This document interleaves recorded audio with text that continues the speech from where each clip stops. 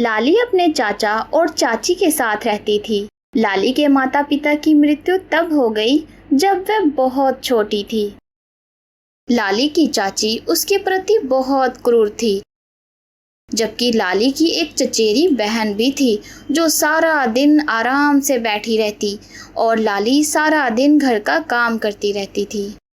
लाली, आज से तू जंगल से लकड़ियां भी लाएगी और भोजन भी साथ लाएगी, और खाली आता ही तो तेरी हड्डियां पसलियां तोड़ दूंगी।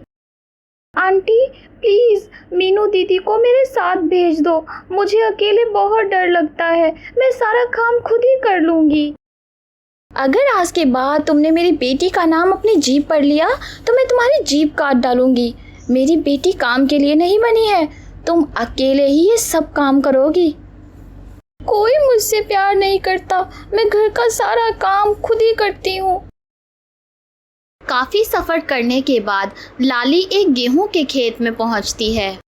यहाँ बहुत सारा गेहूं है, ऐसा लगता है कि हर कोई यहीं से गेहूं ले जाता है।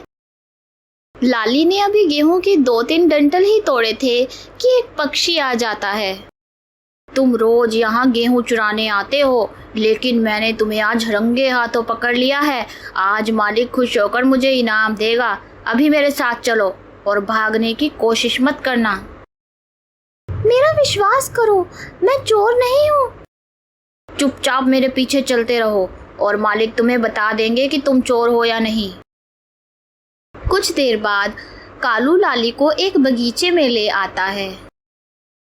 मालिक के आने तक तुम इस बगीचे में काम करोगे, यही तुम्हारी चोरी की सजा है।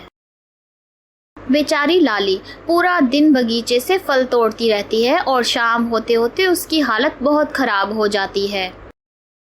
चिंता मत करो बेटी, ऊपर वाले ने तुम्हारी पुकार सुन ली है। बहुत जल्द तुम्हें इन सभी समस्याओं से छुटकारा मिल जाएगा। कुछ ही देर में कालू का मालिक आ जाता है। कालू अपने मालिक को सारी बात बताता है। सेठ जी, मैं चोर नहीं हूँ, मैं पहली बार जंगल से गेहूँ लेने आई हूँ। मुझे ये था कि सभी यहाँ से गेहूँ लेकर जाते हैं। मालिक ये झूठ बोल रही है, इसीलिए मैंने इसे सारा दिन काम पर लगाए रखा था, लेकिन फिर भी इसका दिमाग ठिकाने नहीं आया। कालू, अपना मुंह बंद करो, मेरे हुक्म के बगैर तुमने इससे काम क्यों करवाया? लाली, तुम जब चाहो जितना चाहो गेहूं लेने आ सकती हो, क्योंकि तुम मन की सच्ची पंछी हो और मुझे मन के सच्चे पंछी बहुत पसंद हैं। लाली के जाने के बाद सेठ जादुई पेड़ के पास जाता है। रतन पुत्र, लाली ने अपने जीवन में बहुत कष्ट सहे हैं, उसका इस संसार में कोई नहीं है। ऊपर वाला चाहता है कि तुम जल्द से जल्द उससे विवाह कर लो। मेरे पास जो कुछ भी है आपकी वजह से है, मैं आपकी इच्छा जरूर पूरी करूंगा। रतन ने कालू को लाली के घर उसका रिश्ता लाने के लिए भेजा। मालिक के दिल में अचानक से लाली से शादी करने का ख्याल कैसे आया? अगर ऐसा हुआ तो लाली मुझे नौकरी से निकाल देगी। कालू लाली के घर जाता है और लाली के चाचा से उसकी शादी के बारे में बात करता है। अरे क्या जमींदार जी मेरी लाली से शादी करेंगे? ऐसा कैसे हो सकता है?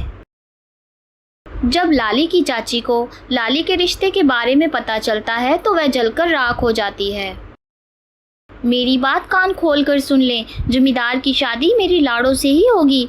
हमें लाली को रास्ते से हटाना होगा। मेरी लाड़ो बहुत सुंदर है, जमींदार को मेरी लाड़ो जरूर पसंद आएगी। अगले दिन लाली का चाचा उसे अपने साथ लेकर घने जंगल की ओर निकल जाता है और उसे एक पेड़ से बांध देता है। अंकल, आप क्या कर रहे हो? मुझे पेड़ से क्यों बांध दिया? फिर वह लाली को पूरी बात बताता है।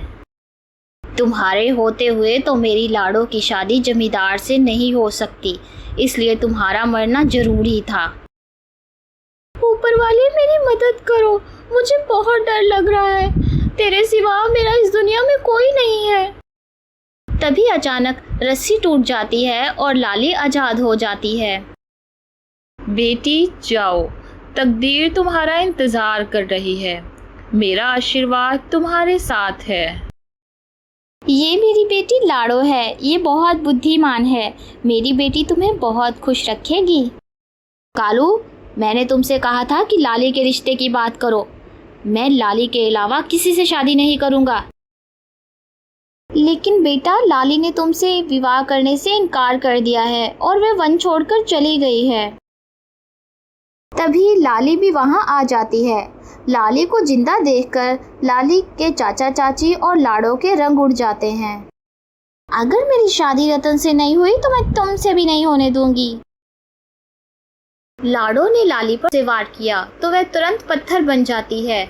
लाड़ो को पत्थर का बना देखकर सभी डर जाते हैं। तभी तुरंत वहाँ एक साधु जी आ जाते हैं। अब जब तक रतन और लाली की शादी नहीं हो जाती, आप अपने पापों के लिए माफ़ी नहीं मांग लेते, तब तक आपकी बेटी अपनी मूल अवस्था में वापस नहीं आएगी।